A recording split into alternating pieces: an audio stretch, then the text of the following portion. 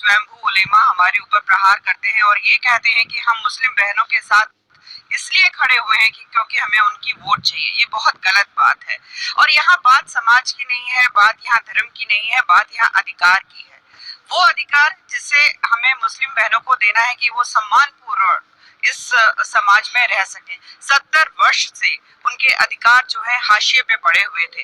Bharatiya Janata party ने ये पहल की है और आज उनके साथ खड़ी हुई है उनकी लड़ाई में, और मुझे पूर्ण आशा है कि आज जो जजमेंट आएगा, आज जो वर्डिक्ट आएगा, वो हमारी बहनों के फेवर में आएगा। तो इसमें दिक्कत क्या है आपको इमाम साहब? अगर जीने का अधिकार किसी को मिलता है इंसानों की तरह, तो उसमें तकलीफ क्या है? क्यों नहीं मिलना चाहिए? ऐसा है, इंसानों की तरह अधिकार मिले ये सब चाहते हैं, और जितना हक महिलाओं को इस्लाम ने दिया है अच्छा जीने का, किसी मजहब में नहीं मिलता। शाहिदा परवीन साहब, हक दिया है आपको? आप तो ट्रिपल तलाक का जहर झेल रही हैं, बताइए इमाम साहब को हक मिला है आपको? नहीं मिला, और क्या करें। जब मैं घर पे रह रही थी तो उन्होंने लिख के भेज दिया नोटिस के क्या करें, तलाक दे दी। वो मतलब ऐसे होना नहीं चाहिए। बताइए। शोहर को बुला के भी तो मालूम करे। आप एक तरफा फैसला कर रहे हैं। जितने चैनल सुप्रीम कोर्ट भी एक तरफा फैसला कर रहा है। अगर इस बात में कोई कम नहीं है, sir all India Muslim personal law board को सुना या नहीं? All India Muslim personal law आपको बुलाया ना सर? वो कितने आपको मंच दे रहे हैं ना? पूछिए इनके शोहर कितने पीड़ित हैं इनसे। पीड़ित है हारिस साहब, ऐसे कौन से शौहर पीड़ित हैं जो स्पीड पोस्ट और व्हाट्सएप से तलाक दे रहे हैं? बड़े पीड़ित लग रहे हैं वो, और आंसू यहाँ पर उनकी पत्नियां बहा रही हैं। देखिए, एक उसूली बात ये है कि इस्लाम अगर किसी एक चीज का मुखालिफ है तो वो अत्याचार है। मर्द हो या औरत हो, किसी पर भी अत्याचार नहीं होना चाहिए। इस्लाम ने तलाक का जो प्रोविजन रखा भी है तो अत्याचार को रोकने के लिए, उसके द्वारा अत्याचार होने के लिए। उसकी आड़ में हो रहा है ना अत्याचार। अब अगर अत्याचार उसकी आड़ में हो रहा है तो उसकी समाधान के रास्ते भी मौजूद हैं। मैं समझता हूँ ये समाधान का जो रास्ता मौजूद है वो खुद इंटरनल मुसलमानों का मामला है।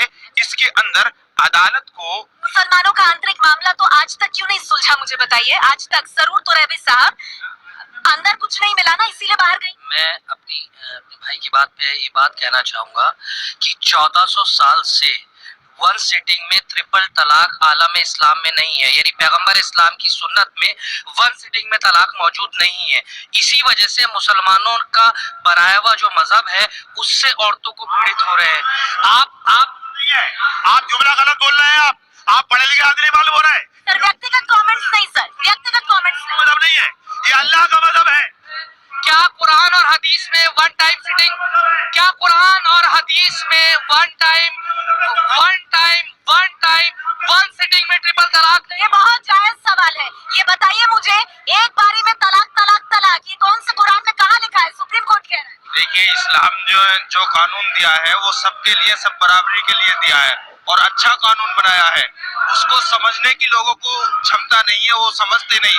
जो लोग नहीं समझते उसको गलत पेश करते नहीं, कौन नहीं समझ रहा है? कौन नहीं समझ रहा खुराना साहब? ये मुस्लिम मर्द नहीं समझ रहे? थोड़ा सा इसको वैज्ञानिक दृष्टि से देखिए।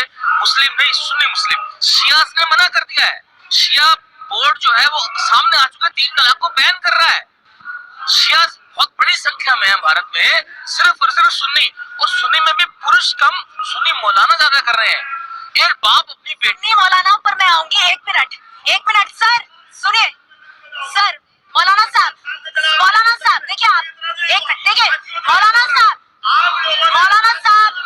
साहब आपके पास माइक नहीं है, आपकी आवाज नहीं जा रही है सर। हम अपनी अदालत ना लगाए। नहीं, मैं उनको भी बोल रही हूँ। एक मिनट, आप लोगों के पास माइक नहीं है, आप लोगों की आवाज नहीं जाएगी। हम अपनी अदालत ना लगाए, हम सुप्रीम कोर्ट के फैसले का इंतजार करें। जी रागिनी। नेहा, मुझे लगता है कि जब भी लोकतंत्र में संवाद से सहमति बनाने की प्रक्रिया नहीं होती है तब आपको इस तरीके का दृश्य देखने को मिलता है।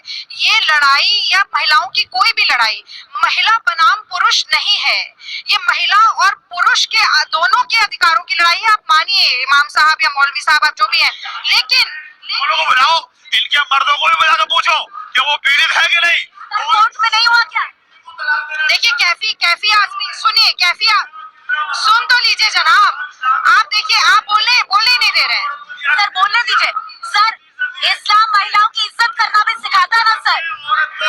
एक मिनट सर, अरे मौलाना साहब, इस्लाम एक मिनट नहीं, एक मिनट